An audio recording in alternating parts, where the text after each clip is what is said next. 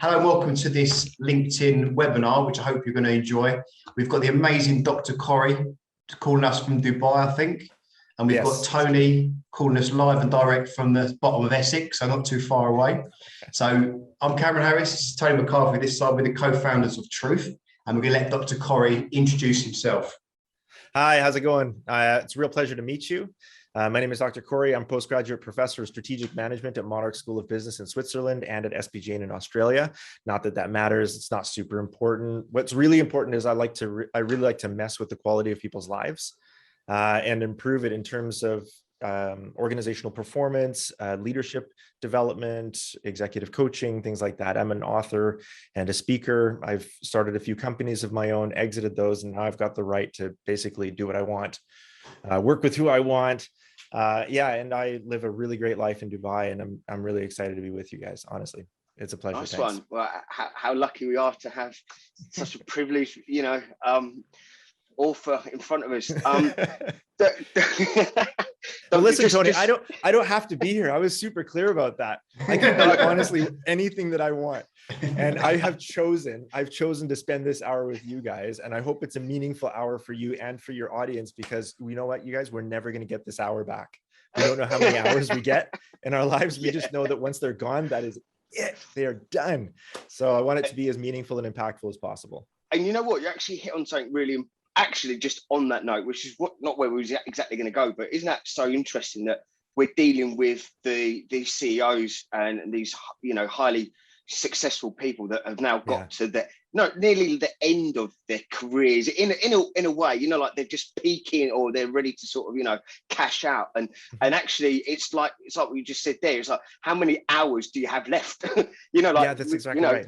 We don't get these hours back. And funny enough, that's what we sort of deal with, is like, hey, look, why is it so important to, think about your physical health now? Now you've got to this level of success, because actually, it's not, you don't have, like another 15, 20 years to work this out. It's, you've got a couple, right? Exactly. Well, it's the same reason you don't pour whiskey in your gas tank, right? Like we have this incredible biological machine here, and it's only going to last a certain amount of time. And at some point it's going to give up and it's going to die. It's not very unlike most of the machines that are created on the planet, like your vehicle. But if you fail to maintain it, if you put the wrong stuff in the wrong places, then it's going to reduce the life cycle of that vehicle. And this is our, amazing biological vehicle that we get to drive around for hopefully a century. Yeah. So, there was something quite interesting, because we talk about, the link between physical fitness and, organizational fitness, and being successful, in your career, and, how that expands out into other areas. We sort of deal with like how it expands into being able to do the things that you love for longer, being around your family, going on the ski slopes, feeling amazing. And your end of the world is like, how do you absolutely maximize your impact in your sort of professional world? And it's like this, now we're like merging these two worlds, isn't it? How do you have your cake and eat it? And it was quite interesting, you come up with a statistic the other day. Do you remember, Cam, when he was saying about the difference between CEOs and the company's performance of CEOs that run and those that do golf? And I just thought would you be able to expand on that a little bit for us? Definitely. Look, I am a science writer, right? So all of my writing is based on social sciences, and I do my research, and I'm a professor, so I make sure that it's all rigorously done. But there was 2 separate studies done of the S&P 1500 over the period of about a decade, and 2 independent studies. It's actually really quite phenomenal. They showed that there's a difference. There's a measurable and predictable difference in the market profitability of a company based on the leisure activities, or let's say the sports activities of the CEO. So I became interested in that, and I was thinking, one of the first ones that I read was about golf, and golf takes about 4 hours to play 18 holes, right? So another 4-hour activity, let's say marathon running. So I wondered if there was a difference between the market profitability of companies in the S&P 1500 that were run by CEOs who played golf regularly versus those who were run by CEOs who ran a marathon within the last year. And it turns out that there's a significant difference. It's measured, for those of you who are actually C-suiters or CFOs in the audience and want to know this stuff, it's measured by Tobin's Q. So we reduced everything to Tobin's Q on this decade worth of data. And we realized that actually there's a predictable and significant difference in the market profitability of those two companies. Companies whose CEOs play golf are 57% less market profitable than companies whose CEOs run marathons. Now, it's super interesting statistic, right? But it's predictable, right? It's statistically significant across all of these 1,500 companies. So if you have a CEO who has the health and stamina that's able to, run a 4-hour marathon, then generally speaking, look, we don't have causality, we have correlation. And in statistics, we say correlation is not causality. So, there's still a lot of researchers that are asking why, what is the actual connection? But as it turns out, the fitness level of people at the top of the organization determine the bottom line performance of that organization. And personally, I think it's focus. I think it's endurance. So I think that CEOs who run marathons are better equipped to spend 8 hours at a boardroom in a very, very difficult negotiation, working through the numbers. And I'd just to maybe give a little bit of what we see, because we deal with CEOs that do run marathons, and I would say the difference in their lifestyles, and like a marathon runner will generally probably spend maybe 10 to 15 hours of their own free time doing exercise that contributes to them getting faster. That it's also, I think, a challenge that is based around their physical ability, whereas maybe golf is more like a skill. And not to say that running fast isn't a skill, but just that, like you can get good at playing tiddlywinks. That's a skill. You know what I mean? I could spend 4 hours a day playing noughts and crosses to get really good at that. But it's different, the benefits are different, aren't they? And 100%. I think that could be a good correlation, or that could be a good cause, is that if you are a marathon runner, you're probably spending a lot more time on, like, if you think about the average body type of a golfer, it's it would be maybe you just have to look at it and go, right. I don't know why, man. Immediately I thought of Donald Trump. Yeah, exactly.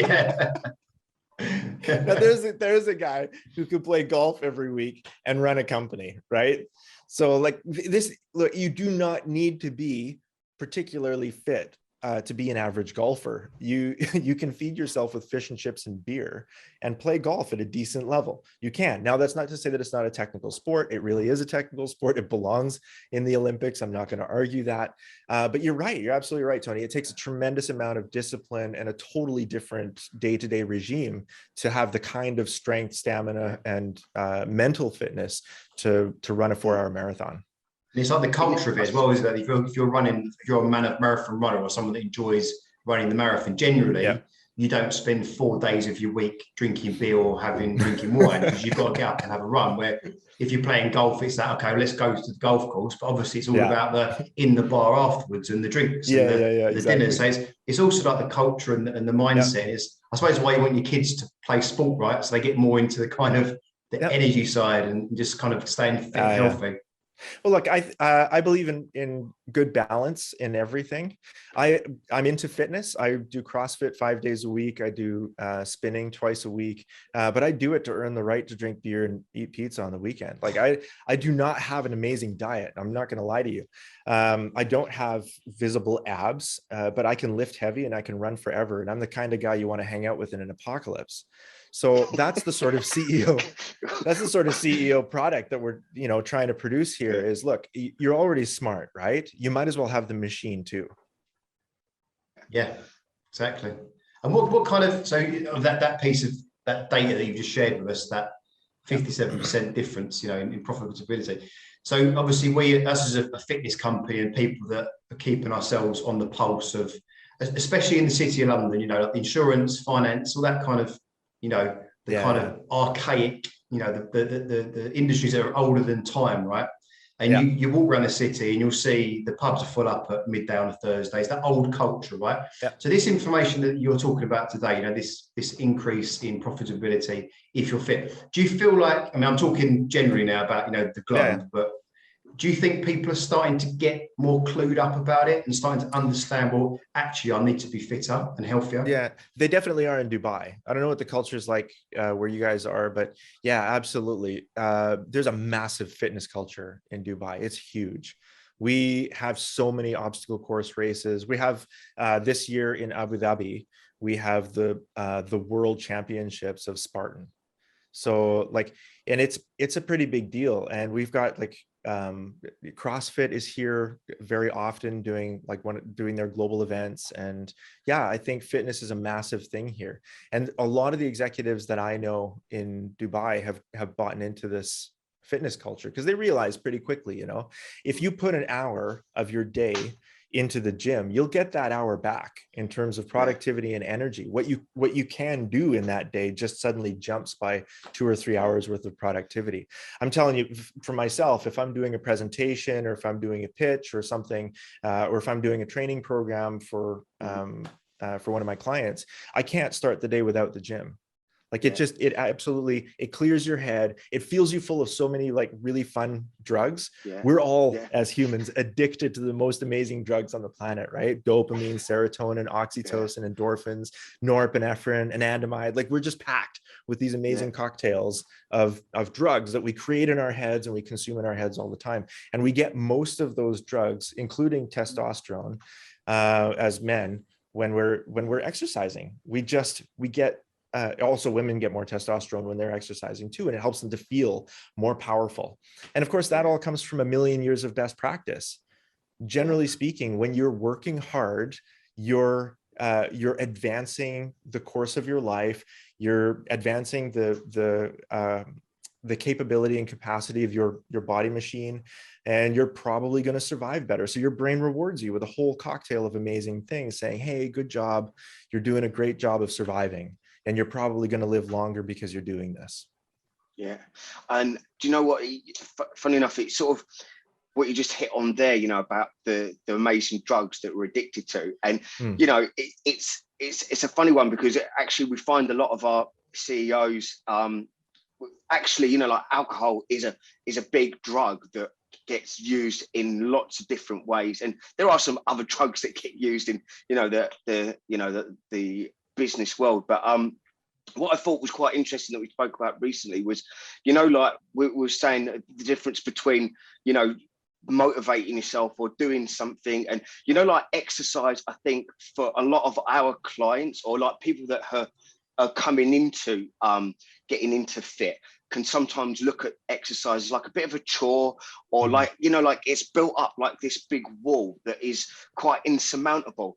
And it is so mad that actually if you just get through it in a way, you get all those drugs and all those things that you look for in adrenaline seeking stuff. And, you know, like in social, you know, we have social events, we have drinking that we use to sort of try and get some of the highs. But actually, do you remember you was just telling us a little bit about the difference between starting, you know, like having something that's too big and starting small, and the difference between the drugs and how they interact with not doing stuff? And how 100%. Yeah, let's go there, honestly, because this is one of the biggest things is starting, you know, how to start. And starting sucks because you're actually addicted to not starting. That's the problem. The problem is that we're all addicted to the most powerful drug on the planet. It's called dopamine, and it's in your head. You produce it in your head every day. You consume it in your head every day. We produce it for different triggers, but it's all essentially the same. It's like a heroin level addiction to triggers that produce dopamine. And you can get dopamine from a number of different sources. You can get dopamine from a Big Mac, because a Big Mac is an excellent source of sugar, fat, and salt all at the same time. And your brain loves that. You've had a million years of addictive behavior that drives you towards sources of sugar, fat, and salt. And if you can find any source of that all at once, your brain goes, yeah, buddy, get it, right? Like, so we're totally addicted to dopamine, and there's easy sources like Big Macs, like snacks and things like that. There's more difficult sources of dopamine, like achieving things. So getting a report done when you feel really good, when you ace an exam, when you get a degree, when you make the sale, whatever, and you get that hit, it's like, yeah, we did that. That's dopamine. So dopamine gives you that rush, that's high. So what we've learned about the brain and the neurochemistry of dopamine is that it's produced predominantly in the ventromedial prefrontal cortex, which is like right at the front. And that's associated with the reward and achievement center of your brain. This we've known for a long time, and it drives our need to do things, right? When you do something, actually, even before you do something, when you just think about doing something, your brain gives you a hit of dopamine because you thought about doing something. So let's say you're sitting on the couch, right? And you have this idea, hey, you know what? I really should hit the gym. Okay, that's a doing. So your brain says, yeah, buddy, you got this. You've thought about doing something productive with your life right now. This is definitely going to advance the capacity of your machine and your speed, and probably going to lengthen your life. So yeah, in terms of the million years of evolutionary momentum, this is a good deal. Dopamine, you get it. Okay, so you get a hit of dopamine. It's just sitting on the couch thinking about the gym. Now, the problem is that it's not a huge hit of dopamine, and it doesn't last very long. So you feel great because you thought about going to the gym. But if you just sit there for somewhere between 5 and 40 seconds, it'll go away. That hit of dopamine goes away, it burns off. And then your brain, because it's so much smarter than you, right? We've got a million years of amazing momentum in the back here. And it's so much smarter than you that it says, all right, so Corey's still sitting on the couch. So he thought about going to the gym. So we rewarded him for thinking about going to the gym because that's a productive thing to do, but he's still sitting there. So it must be that he's avoiding a risk associated with going to the gym. Maybe he'll hurt himself on the equipment. Maybe he'll embarrass himself in front of the cute girls at the gym. Maybe he won't be able to lift as much as he wants to lift. Maybe he won't be able to get everything done that he wants to get done. Maybe he'll fail on his way to the gym and he won't even get there. Or maybe at the end of being at the gym, he won't have done enough to make any measurable difference and he'll be depressed. Or maybe at the gym, he'll be so humiliated that he'll be excluded from his social community. And that's super dangerous for humans. So your brain, being much smarter than you are, rewards you with another hit of dopamine, but this time it's not in the ventromedial prefrontal cortex, it's in the anterior insula of your brain, which is an area of your brain very close to the amygdala, and it's associated with risk avoidance. So our brains are so cleverly evolved that we get a drug hit just for thinking about doing something productive. And if we just sit there and wait it out long enough, we get another drug hit for avoiding the risk associated with doing something productive. You just made a lot of people feel much better. Yeah, exactly. So look, but here's the thing, right? The crazy thing is that look, I talk to executives all the time. I'm like one of the premier executive coaches in the region. And these guys, these incredibly powerful women and men at the top of these incredible organizations cannot understand how they, having risen to this level of authority and influence, can't kick their own asses in the gym. Right? Like it seems to be such a simple thing. How can you not do that? And that was my problem too. A number of years ago, I was the poster child for the chubby consultant, right? I had my big suit on. Like it was kind of rough. In the screen. And I did not enjoy looking at myself in the mirror. And I gave myself plenty of dopamine hits for just sitting on the couch, But the problem was that I had become, over time, and I didn't know it then, I had become addicted to just not feeling like doing it. And that is a serious heroin level addiction. You become addicted to not feeling like doing it. And every time you avoid it, you get a dopamine hit for avoiding it. And that means you're going to go back for that dopamine hit. The only way through this that I know of is 21 days, no days off. That's key number one. To build a habit is 21 days, no days off. If you take a day off, you start again. Okay. After that, you can choose your pattern, but you need to rewire your brain because there's actual neurochemistry going on in there. And the second thing is to lower the activation energy required to get the first thing done. So for me, sitting on the couch, my brain gives me that initial hit, like, hey, maybe you should lose a few pounds, buddy. I was 115 kilograms at the time. Then I am not basketball tall. You know what I'm saying? So yeah, it was not pretty. So I'm sitting on the couch and I'm thinking, okay, and I know the science of this. So I'm sitting on the couch and I have the dopamine hit and I know that I'm going to feel good if I go to the gym because I've got this dopamine hit. That's my brain telling me, yeah, this is the kind of thing you want to do. So I feel good just about thinking about it. And I also know that if I wait long enough, I'm going to get another dopamine hit for avoiding the risk of it. So what I need to do is now lower the activation energy or lower the risk associated with getting something done. And for me, I'll tell you how I did it, how I hacked myself, was I told myself a series of stories that got me to the gym. I would tell myself, look, you don't have to work out, but you just have to pack your gym bag. Okay, yeah, I can pack my gym bag. I don't even have to leave the house. It's fine. So I'd pack my gym bag, and then guess what would happen? Once I'd pack my gym bag, I'd get a tiny hit of dopamine for doing something. Okay, it's like checking something off of a task list or clicking a button on your phone. You do something, then your brain says, yeah, you've done something, good job, because achievers live longer. And we've got a million years of evolutionary momentum in the direction of achieving something. So I've packed my bag, super small task. Okay. Then I tell myself another story. Look, you don't have to go to the gym, but you have to put your bag in the car. Can you do that? Yeah, I can do that. So I talk myself into putting my bag in the car. Then I get it, then I was like, what's the next story? Okay, well, you don't have to work out, but you have to go to the mall.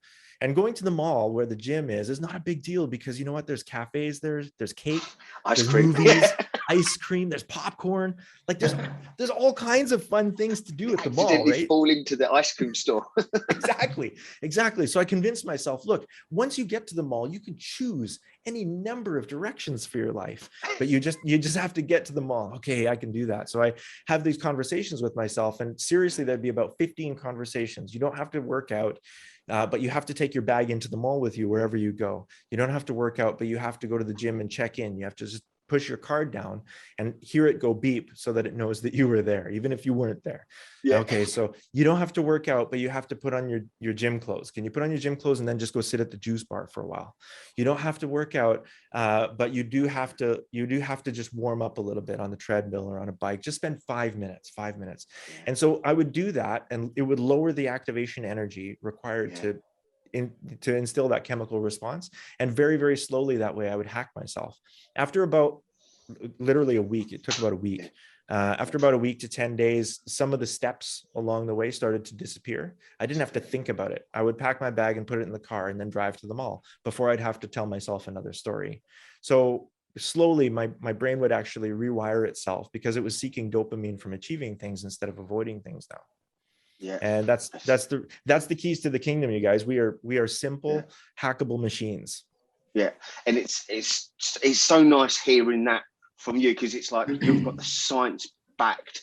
This is exactly why we do what we do. And when we then look at how we create our programs for our clients, like you're saying about give that dopamine sort of thing. So what we do is we create like quick wins for people, and celebrate little things like, they don't have to change what they're eating. They just have to take a picture of their food and send it to us. And everyone's got their phone, so it's such a small win.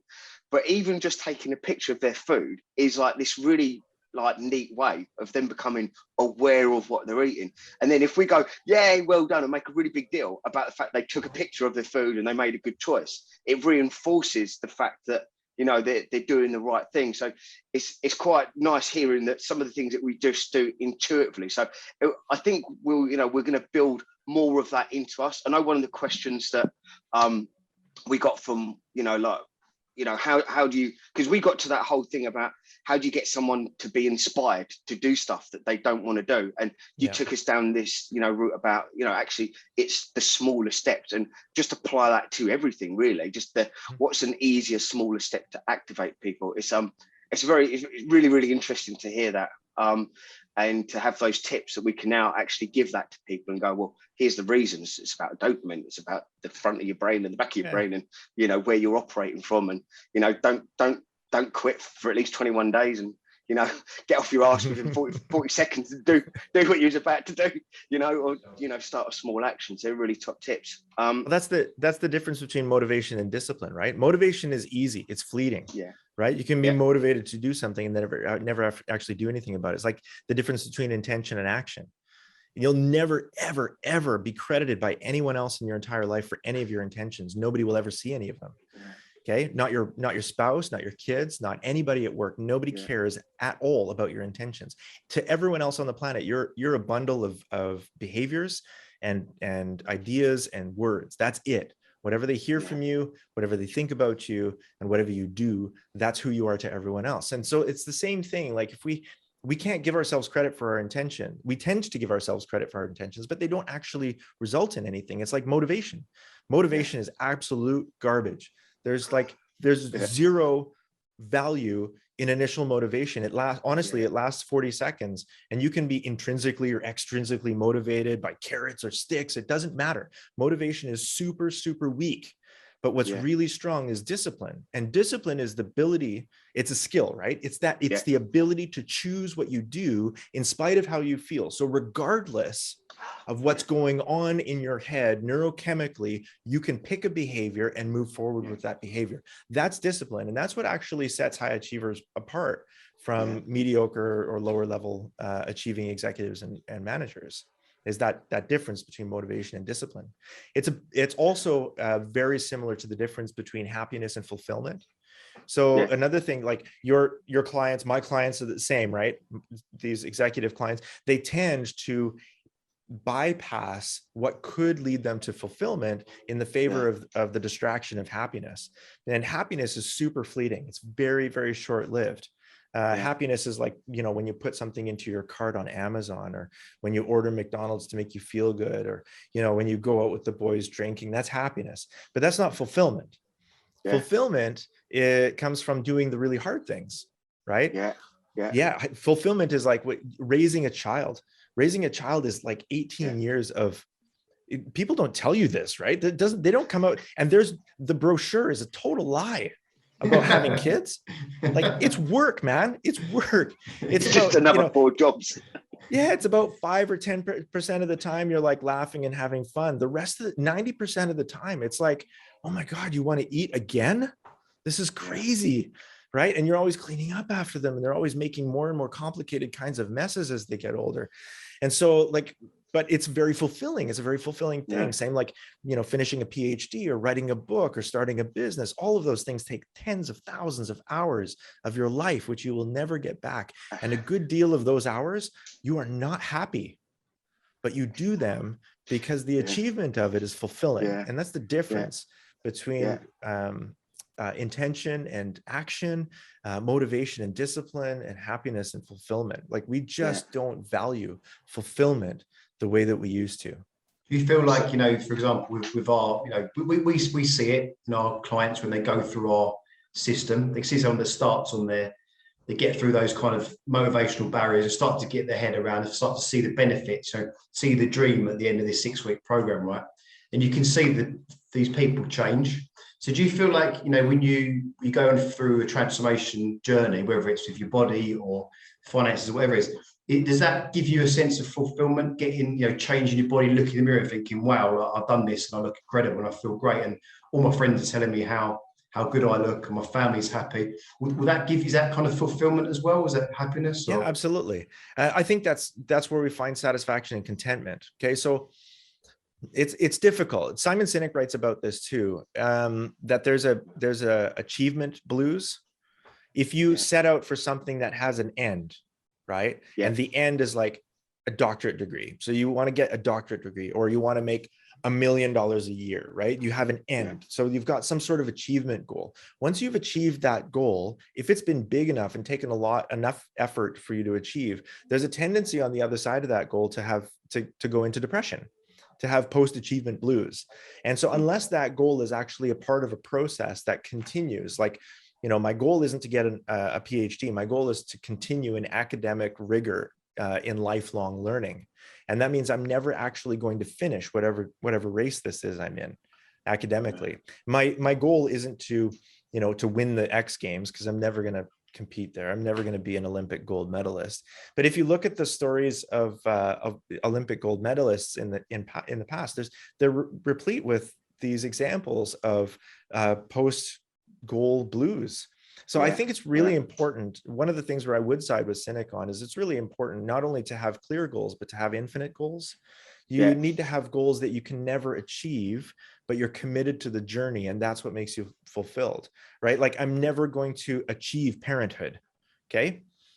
Parenthood is not a goal, it's a journey. My kids will probably outlive me. And so I'm going to be a parent very likely until I'm dead. And so I'm never going to graduate from parenthood, go, yeah, good job, you parented well.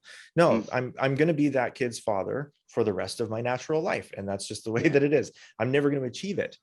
So setting up those goals, like fitness is an unachievable infinite goal. And health as well. It's like, I want to be healthy. It's like, well, where does healthy start and end? I mean, we know we know what isn't healthy, but certainly you could be healthier at a point where someone is unhealthy. You're still healthier than you were, and someone that, you know, is really super healthy, you know, you could still exceed them anyway. And it's like, it's quite an interesting concept, isn't it? So we can define for ourselves what level of fitness we want, right? So for myself, I set myself a goal in 2018. In December of 2018, I wanted to run all 3 Spartan races in one weekend. So they did that in Oman. Yeah, I know you're smiling at me. So you got to do this, man. You got to do this. So that, every year Spartan comes up with some new challenge that's entirely impossible. And they have another one now that I want to sign up for, is called the Agaga, which is, I think it's in the UAE sometime soon. But yeah, one of these times I'm going to do it. But yeah, running all 3 Spartan races in 48 hours, that was a particular challenge, because you run the 25-kilometer beast on day 1, and my heels were shredded, my feet were sore and shredded, my muscles were sore, everything is sore, electrocuted right? to bits. Exactly. No, that's the Tough Mudder. That's the Tough Mudder. That's much shorter. That's only about 16 kilometers. That's the small. Yeah, it's a little one. It's just a little one. But yeah, so I woke up in the morning on day 2, 5 in the morning, right? And I'm putting my feet over the bed, and there's still blood on my heels, and my shoes are torn up. And I'm like, why am I doing this? Okay, so what's the goal here? What's the goal? And the goal was really to achieve a level of fitness where I knew that I could run hard, long distances, covering obstacles and rough terrain for an extended period of time over days, rather than just once, you know. And I don't want to do an ultra marathon to do that. I don't have the body figure for it, but I do have the build for obstacle course races. So I decided I would, you know, run the next 2 races that day, and I did. I actually achieved all of that. I wasn't spectacular in terms of time, but I was really proud of myself that I had achieved a level of fitness that allowed me this machine that I was so unproud of just a couple of years earlier. This machine now was capable of, like I said, being the key player in the post-apocalyptic blues, right? So I'm gonna be, if the zombies come, you need to find me. I will know what to do. Well, it sounds like you'll be really tasty on the old barbecue if push comes to shove as well. Yeah, and like those kinds of fitness goals, right? Really, I was going to say practical, not that outrunning zombies is practical, but yeah, those kind of fitness goals I think are really motivational. My very first day at CrossFit was probably about 6 years ago. And I walked into the box the first day, and I was fat, I was overweight, I was not proud of myself, I did not have good cardio. And I talked to the guy, and I was like, hey, you know, why should I want to do CrossFit? And he goes, yeah, I don't really want to do CrossFit. My daughter and I like to hike, and if ever she breaks her ankle on a hike, I want to be able to put her on my shoulders and carry her 10 kilometers across the mountain if it's necessary. So I was like, wow, that's super practical. That's functional fitness, right? And look, we talk, not that that's very often going to happen to you, but you do want to be able to tackle most of the things that happen to you that either you're doing or are going to be done to you. And the stuff that you're doing to yourself, drinking on the weekends, eating pizza, eating the fish and chips at the bar, because it's awesome, because that's what I do too. That's what I do to myself. But in order to earn that right, I have to have a machine that's capable of dealing with all that crap. And you have to be strong enough to deal with all the crap you're putting in and all the crap that's being thrown at you every day. And if you're not, then your machine will shut down a little earlier than it should. And that's days away from, that's maybe years off of your life. It's a little bit morbid to go to expand on that, but I just thought maybe we could potentially, if there was any thoughts on, you know, what the actual lifespan was, and if there was any correlation between, you know, what we hear a lot from our clients is that their buddies are really out, like, because our guys are getting in shape, so they've had the epiphany, but they're like one of 10 or 15 of their friend networks that haven't got to that point of being aware of their fitness. And I was just wondering, you know, if there was any sort of statistics or numbers or even percentages of, like heart attacks in the C-suite of, and maybe is a weight. Is there any correlation between, fitness level or, weightness level? And, would it be fair to say that someone that is keeping fit and that is of the appropriate weight has got, hypothetically, 80% less risk of having a heart attack, and therefore, and potentially even has there been any life extension, correlations between someone that is, fit and healthy in their 50s compared to someone that isn't? Do they actually live longer? Would there be any sort of ideas that you've had from that, even if it's just, in the field, in the trenches? I don't have the actual numbers, and I don't make numbers up. I'm a scientist. So, but what I will tell you is there is definitely a causality between physical fitness in the C-suite and length of life. Because when you're physically fit, no, it's not just about your body mass index or something like that. You're burning off adrenaline and cortisol, which are the stress drugs. Okay. So all the stress, and I've never, ever heard an executive say, oh man, I woke up this morning so excited to go to work and become super stressed again. Right.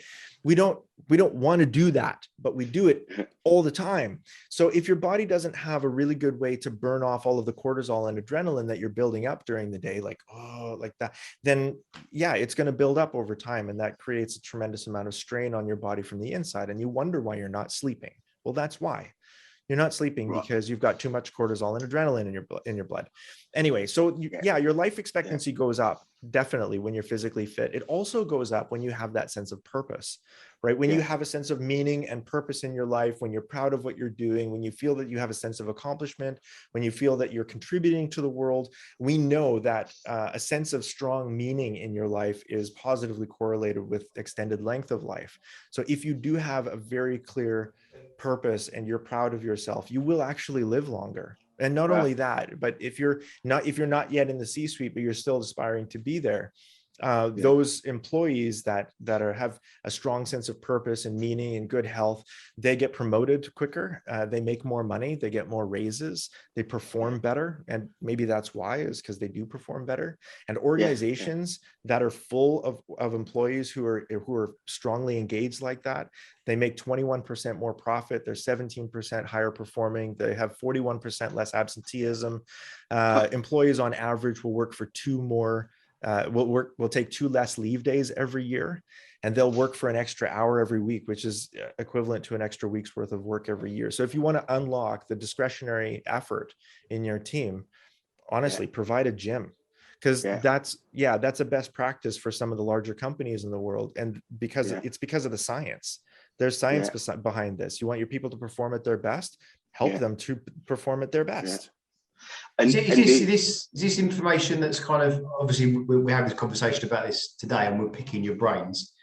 Is this information that, HR departments inside big companies, would they be looking at this and trying to understand this data and aware of it? Because just an example, we do have a corporate arm to our company, and we transfer what we do of the CEOs into, the teams of the CEO. And we see that, keeping it in smaller groups and keeping it tailored to the individual, that's kind of the way we get the best results of people, and keep it so that everyone's getting looked after. We do see with some of the bigger companies that they have a habit of kind of buying an app or kind of doing a little bit of kind of box ticking exercise when it comes to corporate well-being. And we sometimes see that potentially the app isn't getting used that much, or it's not really a solution. So do you find that HR departments are actually looking for this information, they're aware of this information, or is it something that's kind of new and that they don't really know about? Yeah, it's new. Most of those stats that I gave you came out in 2019. A lot of the research in the neurosciences came out in 2018, 2019. So it just hasn't had time to filter down to become general knowledge in HR. Right. As far as we've gotten in general knowledge in HR is that a proactive approach to employee health is profitable. That much they'll say. And then some companies, some with well-learned or well-read HR specialists, they'll say, mindfulness is profitable. But yeah, the research on this is extremely clear and not yet disseminated, which is an amazing opportunity, because that what it means is those organizations that do adapt to this very quickly and take this on have a strategic advantage that their counterparts who aren't taking the science on don't have.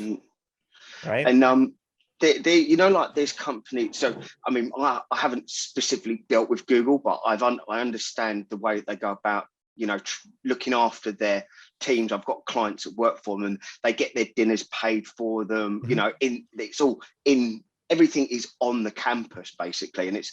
I think maybe it's all provided for them so they don't leave. But that's a different question. You know, why would you? Yeah, it's like, hey guys, I've just had this great idea. The biggest reason why we lose productivity is because people are going home. What do you think? Should we just keep them at work? And like, okay, well, what do we do? So maybe Google will be providing beds and everything. But I was just thinking, you know, are there companies that, or would there be any sort of examples of companies that are like on you know, in front of the trends? And or some, you know, that could be as an example, like, you know, you talk about Seneca and stuff, and I'm sure that this information he would sort of be dispersing and trying to, you know, get people to follow through. And you know, I know that when we've dealt with corporates, like Cameron said there, you know, they give their clients their normal staff like £50 a month, you know, if that, to use against something, and unfortunately, you know, like governments aren't picking up the bill for looking after, you know, the health and well-being of their population. So big companies are supposed to, I suppose, having to do it. Would there be like any maybe examples of company structure, that the structure within companies, that if we was to talk to HR in the future, we could go, hey, look, well, these guys are doing something. I've always seen that Australia seem to be a little bit further in front of us. And I don't know whether America is still further in front, or I don't know whether they're not. I'm not too sure about the American way of treating employees, but just wondering what your thoughts were on that. If there was some advice we could pass to HR and go, look, have a look at these guys. Here's something, you know. Yeah, you don't have to look at really big companies in order to see this. My wife works for a small low-cost airline in the UAE. Okay, it's called Fly Dubai. They're a low-cost airline, right? So these are the guys that are very price conscious and everything, and they provide a gym in their training center and their executive headquarters, and it is for everybody, so that anybody who wants to can go in and exercise, because they recognize that gymming is profitable. And if you put the gym in the building for the same reasons that make sense at Google, all of the science makes sense, right? If you put the gym in the building, that means people are going to spend less time driving. And the only fair resource on the planet is the 24 hours we get every day. So if you can get people to stay in their seats for 20 minutes longer every day, well, you've got hours and hours of extra work happening every week. If you can keep them energized by providing some gym equipment, if you can keep them de-stressed by providing some gym equipment, if you can help them to improve the quality of their thought life by providing gym equipment, which the science all backs up, you're going to have a strategic advantage at the end of the day. So in spite of the fact that they're a small airline, in spite of the fact that they're a budget airline, they expend these things, not because they're expenses, but because they are scientifically proven investments. Yeah, it's a big take home, isn't it? And I know sometimes, actually, COVID might have opened up this fear of cost per square unit, because I know, like, we was talking to one of Cameron's friends, and he basically said, look, it cost my company, I'm just going to pull a figure out of the air, but he's like, it cost 150,000 to have him sitting at his desk due to entertaining, you know, time spent on rent, etc. But like, hit that little space that he sits in is worth, well, I suppose it's the rental of the whole space plus him being in it. But, you know, certainly there's like a, you know, like, if they can put him there and he makes the company 10 million by sitting in 150 grand space, then that's money well spent. But we're saying, no, put a gym there. And it's like, right, well, where do we relate the figure? You know, and it's like, well, you know, if 4 of your executives come down and use this and they don't have a heart attack, that's maybe saved you 100 million a year. So that's an even better saving. It just, you know, it translates a little bit different. Would you Would you agree with that, or am I just 100%? Look, even just for the executive class, and I don't want to be like, I don't want to be that way, because I think every employee is going to perform better if they're healthier and if they're exercising every day. The neurochemistry of it, the science of it is extremely sound. But look, the cost of attrition in any of your executive positions is about 1.5 times the gross annual salary of that position. That's the cost of replacing someone. So in case they have to have like heart surgery and they're out for half a year, it's not just the half a year, right? It's the ramp down, it's the missed opportunity costs, it's the delayed costs of other projects that were supposed to be implemented by them but weren't implemented. And then it's the ramping up costs of bringing them back. So even if you don't lose the employee permanently, if you lose them to a major health issue because they haven't maintained their machine properly, if they haven't been putting oil in the car and the car breaks down, that car is going to cost you millions, hundreds of times more than the cost of proactively putting oil in the gas tank. And that's what we're talking about. We're talking about preventative maintenance. That's it. We're not asking companies. I wouldn't be asking company to invest in anything that's not going to be profitable. I believe in profitability. And so I'm not going to tell anybody to put oil in their engine unless I think that it's actually going to help them, increase the life cycle of that vehicle. And it's going to be the same with your employees. If you're putting oil in the engine, if you're helping them to maintain their machines by, providing options for healthy food, providing options for exercise, providing options for mental health, then you're gonna get a lot better performance out of them. And not only that, not only are you going to benefit on the bottom line, but they will live longer as a result of it. Think of that. You're not just expending things for the sake of profit. That's a very cold transaction. The warm transaction is you're lengthening the length of those people's lives. They're actually going to live longer lives as a result of it. And what's quite interesting as well, do you think that we could get to, and obviously there's other elements to this, but how if I try to take life insurance out and I'm asked 4,000 questions, do I smoke, have I had COVID, do I drive fast, etc., etc. Could it come to a point where companies would employ on the basis of health, based on the stats you just told us and the data you just told us? Wouldn't it make total sense if you had 3 CEOs and this one's super healthy and these 2 aren't? It's a logical decision, surely. 100%. And I'll tell you what, it happens. Is that now. One of those underlying discriminatory? This is not something that's coming in the future. This is not coming in the future, Tony, Cam. Honestly, if I have, I've hired 2 or 3 dozen C-suite positions as a consultant in my client companies over the last 10 years. And physical health is just as important as mental health. And it's for all of the reasons that I told you that started out in the beginning. The science is very clear and the profitability numbers are very clear. We know that if a CEO of a company is physically fit, the whole company is going to make more money. They're not only are they physically fit, they're going to endure better, they're going to have more stamina and more focus when they're working, but they set that as the bar of expectation for those around them. And we know that culture change in an organization only starts from the top down, right? There's no grassroots movement in any organizational behavior change. It has to start from the C-suite.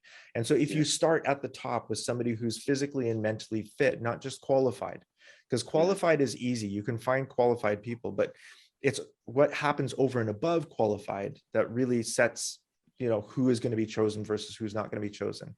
And so for me, as an external advisor on boards of directors, as we're choosing CEOs, I'm looking for physical fitness because I know that person is going to be able to handle the 16-hour stress day in a crisis. If the company gets thrown into crisis, I want somebody who's going to be sharp after 16 hours of dealing with it. I don't want somebody falling apart after 8 hours.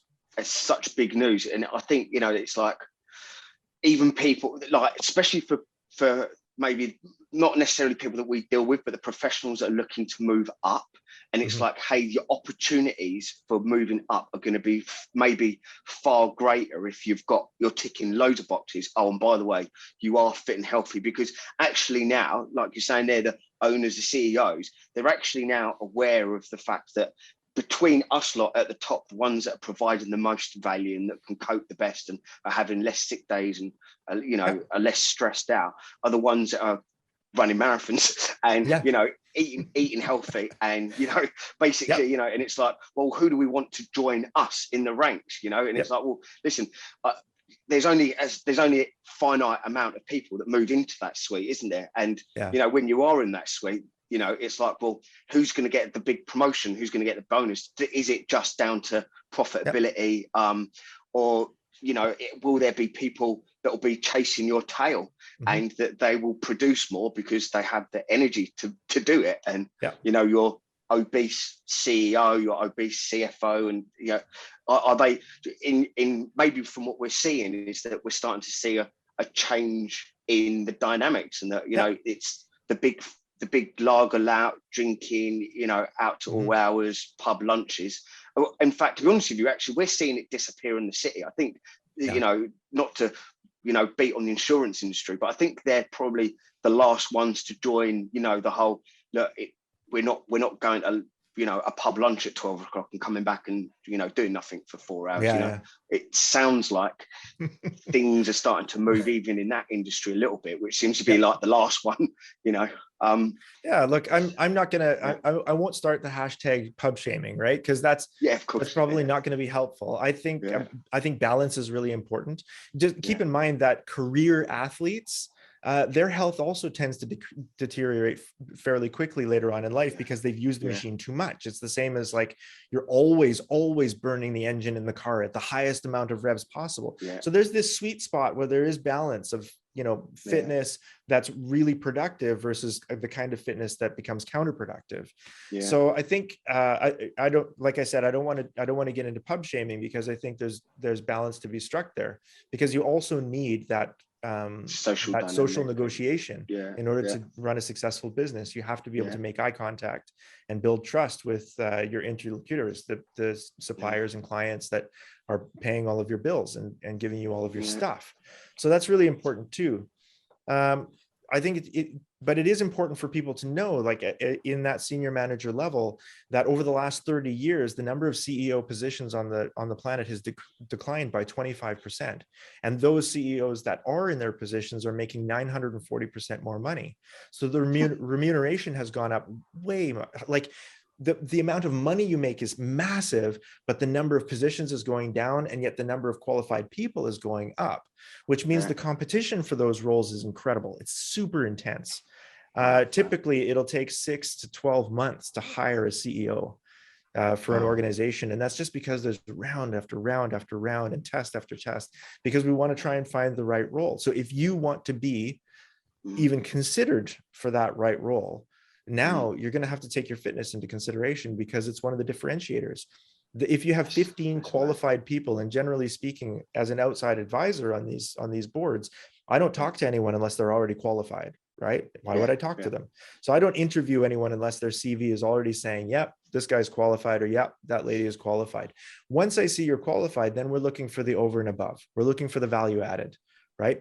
Qualified plus what? Plus character, plus resilience, plus fitness level, plus mental agility, plus, so we're looking for that value added stuff that's, generally speaking, not on a CV. Wow, it's incredible. And I know we've had a good bit of your time now as well. I've just had some major, just insane knowledge bombs, and I just feel like we're going to be armed with so much better information to go talking to the owners of companies, and people that are trying to move up in companies, and the people that are trying to hold on to their positions in companies or want to grow in their companies. And it's really nice also to see the links that a lot of the stuff that we're doing sort of after lots of, trial and error and trying to work out, like there was once upon a time we'd make people write down on a piece of paper what they were eating, and then you'd realize that they're not writing down what they're eating anyway. So a lot of these, a lot of these things that we use in our industry, that are quite normal practices. Now, as a business, we sort of thought, well, what's the easiest and quickest way of getting it? Well, take a picture. That's all you got to do for the first week. Just take a picture. And we had a client recently was like, oh, I'm so amazed. I lost 2 pounds already in the first week. And, we haven't done anything. We just got you to take a picture of your food. We haven't even started coaching yet. We just asked you to do one thing. And, it's so simple. And it's really interesting to see, what the big takeaway, especially now, is to see how much of an actual difference it really makes to the bottom line, you know, as a CEO. And it's like, hey, we sort of talk to our clients and we're like, look, you know, we're here to help you enjoy the stuff that you love for longer and enjoy it in better. You know, those guys that are now in their late 50s, 60s that are starting to not be able to ski as much as they used to, and they're starting to have hip operations, or, you know, those people that have, like you said there, you know, that analogy where they've been revving it up for such a long time. We deal with those guys that have been revving it up for so long that they've actually now bits are falling off and we're trying to like pull it back all together again. And exactly, you know, thankfully, I think we've got to the point now where certainly a lot of people we deal with, they're sort of like aware of it. They're like, okay, things are falling off, and who do I talk to? And the big difference is, it's like, well, listen, it's like you know what I mean? It's like you're not going to talk to your bog standard everyday coach. You're going to want the best, you know, because you're the best. Look for the best. I sometimes think in our industries there's not a lot of people don't know what is good or what is bad, you know. And I think us connecting with you is really gonna help enable us to show our guys, you know, hey, listen, like, there is a difference between the knowledge that we can bring to your life. There is a difference between the people we can bring in you. And I'm like, listen, hey, anybody that is looking to advance, you know, their careers, anybody that wants to know how to be better, it's like, listen, well, he's below me right now. He's on this, you know, like he's here on this Zoom call, you know, looking at me right now. Like, the introduction has been made, you know, like, you know, play ball at the highest levels. And I just hope really that over time we can help, you know, shine light on, you know, and I think you said it really well recently, which is, you know, how we look for tribes and we look for people that, you know, are going to look after us, that are going to help us keep us secure, or going to help us go hunting. And, you know, I really feel akin with you. And we're like, right, we've had a new, you know, we've all joined a new tribe, and our tribe has expanded. You know, we met the red tribe over there, and we're like, hey, we get on, you know, let's go, you know, hunting and stuff. So I think it's really powerful to say, hey, look, there is a difference between, you know, going to Virgin Active, which is a great gym, or going to, you know, CrossFit. And I know you go there, but certainly, you know, there's a difference between doing training and also, but tuning in that engine, you know, like the gym is like one part of it, isn't it? But then tuning it all up, getting the nutrition right, getting the mindset, the scheduling, and then doing that all in a way that allows you to still be a high performing, you know, CEO and executive. Because I think a lot of it's time consuming and thought consuming. What we realize is, if you can make it so that, you know, a monkey could do it, and if you can make it that, you know, just on that note, probably just to finish, maybe is you could talk about decision fatigue for us, you know, and, you know, that's I'll be honest with you, right? That's why I do CrossFit. I don't want to think about it. I want somebody else to tell me what to do. Look, I do CrossFit because I enjoy the fact that it's different all the time. So I'm always interested. I never know what I'm going to get. And I just kind of rock up and somebody else says, do this, and I just do it. Right. And I know exactly what you mean by decision fatigue. I don't want to have to think about my workout plan. So I don't. I've outsourced that.